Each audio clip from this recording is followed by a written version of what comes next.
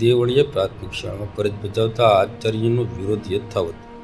તારીખ 24/11/2025 સાંજના 5 કલાકે વાત કરીએ તો ભાવનગર જિલ્લાના તળાજા તાલુકાના દેવળિયા ગામની પ્રાથમિક શાળામાં આચાર્યનો વિરોધ યથાવત જોવા મળ્યો છે. બનાવની જાણવા મળતી માહિતી મુજબ તળાજા તાલુકાના દેવળિયા ગામની પ્રાથમિક શાળામાં ફરજ બજાવતા આચાર્ય કાળુભાઈ બારૈયા પોતે જ્ઞાતિવાદ રાખતા હોવાનો આરોપ લગાવવામાં આવ્યા છે. દેવળિયાની ધાર તરીકેના વિસ્તારમાં હતી. અંદાજે 40 જેટલા બાળકો અભ્યાસ માટે દેવળિયા પ્રાથમિક શાળામાં જાય છે.